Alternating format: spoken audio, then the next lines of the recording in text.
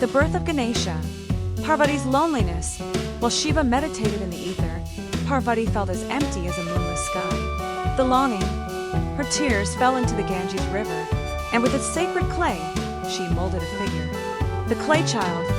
You will be my son and protector, she whispered, painting his eyes with stardust. Life in the statue. She blew her divine breath, and the child stretched his arms like banyan branches. The name. You shall be called Ganesha, she declared, and your laughter will fill this palace. The order. No one shall enter without my permission, not even Shiva, she warned, and he nodded solemnly. Shiva's return. After 1,000 years of meditation, the destroyer god returned, thirsty to embrace his wife. The guardian. Ganesha blocked the entrance with his small body. Mother does not wish to be disturbed. Shiva's fury. Does a child dare challenge me? He roared, his trident blazing with blue fire. The fatal blow. Ganesha's head rolled down the steps, staining the white marble crimson. Parvati screamed. Her anguish echoed across the 3 worlds, cracking mountains and drying rivers. The promise. I will revive him, Shiva vowed. But I need a head, one that symbolizes eternal wisdom. The search. His Ganesha servants flew south, guided by the cries of an elephant mother. The sacrifice. The mother elephant surrendered her newborn calf. May its life serve a greater purpose. The rebirth. The elephant's head fused with Ganesha's body, and the child opened eyes filled with cosmos. Shiva's blessing. From this day, no god, demon, or mortal shall succeed without honoring you first. The sacred trunk.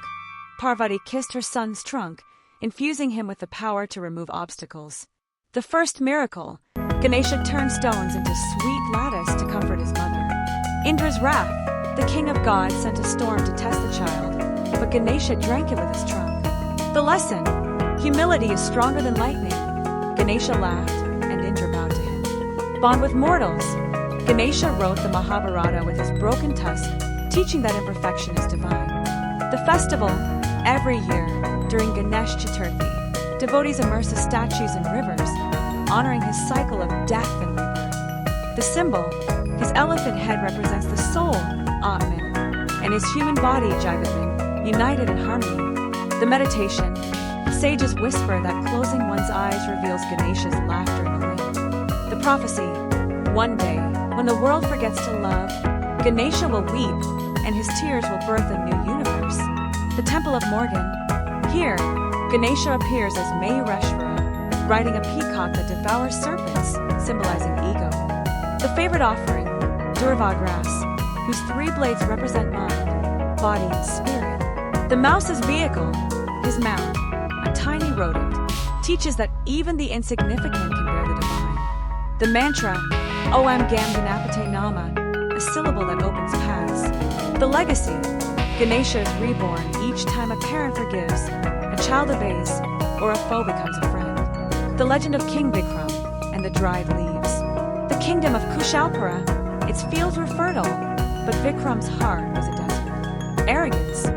Gods are for the weak, he said, melting temple jewels to forge his throne. The wise beggar. One day, a white-bearded old man prayed beneath a tree with a small Ganesha statue. The mockery. Is your god so poor he has only 1 tusk? Vikram laughed, kicking the offerings. The warning. Beware, king! Even the brightest sun can be eclipsed, the old man murmured. The nightmare. That night, Vikram dreamed of an elephant crushing his crown. The barren dawn. Rivers had dried, and wells spat only dust. The rebellion. Peasants marched to the palace with sickles. Give us water or give us death. The queen's counsel. Seek Ganesha, his wife begged, before your pride kills us all. The journey. Vikram rode alone, without food or water, to the abandoned temple of Girnar. The silence. Only the crunch of dried leaves under his boots broke the stillness. The voice. Would you offer what no one else would? Boomed from the cobbled altar. The sacrifice. Vikram gathered dead leaves, the only wealth in that desolate place. The miracle. The leaves glowed like gold, but he let them fall. I don't want gold. I want to save my people. The test. A serpent emerged, but instead of killing it, Vikram let it drink from his flask. The transformation. The serpent became Ganesha. You have learned. Forgiveness blooms from compassion. The return. Vikram came back empty-handed, but clouds followed him, pouring rain. The new law. He decreed that any guilty person offering dried leaves to the temple would be forgiven. Vikram's last day. He died old and beloved, clutching a dried leaf. The legend. Today, Kashalpura's children gather leaves to remember even the withered can rebirth. The tale of the thief and the 108 petals. The night of the theft, the moon was black when Rohan scaled the walls of the Siddhivani temple. The temptation, the altar's jasmine flowers smelled of opportunity. I'll sell them for silver coins. The fall, as he jumped, his foot slipped in a puddle of milk spilled by devotees. Ganesha's voice, gather each petal, each one is a sin weighing on your soul. The first sin, touching a petal, he saw his 8-year-old self stealing bread from a blind beggar. The remorse, he wept until his tears cleansed the petal, turning it white. The 54th petal, he recalled betraying his friend Ashok for a handful of rupees. Ashok's ghost, the specter stared sadly. Forgive yourself, so I may rest. The forgiveness, Rohan wrote Ashok's name on the petal, and it rose like ash. The 108th petal, as he picked the last one, light enveloped him, healing his wounds. The new name, Aravind, Ganesha whispered, means lotus will bloom from mud. Temple life, he learned to read the Vedas, but his greatest lesson was sweeping floors with gratitude. The gold temptation, a merchant left a forgotten pouch. Aravind returned it unopened.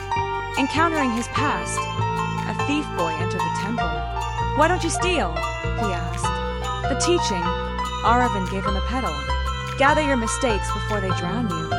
The disciple, the boy, named Hari, stayed as an aide, beginning his own redemption. The plague, a disease killed the priests, but Aravind cared for the sick fearlessly.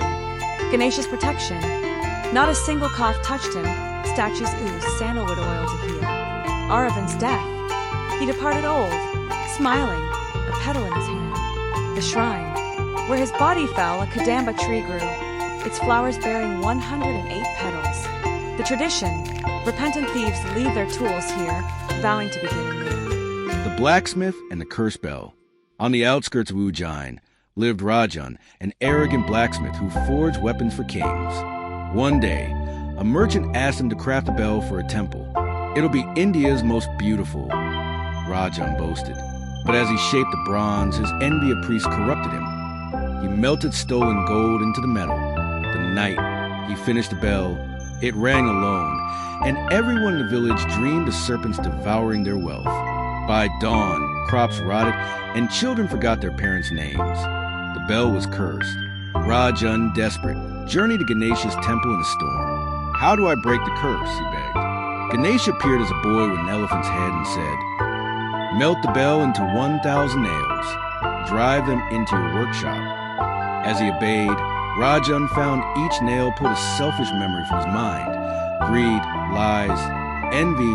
When the last nail shone, the bell disintegrated, and Rajan awoke in a temple with hands covered in pure gold dust. He used that gold to build a well in the village, and locals say those who drink from it hear Ganesha's whisper. What you give defines you.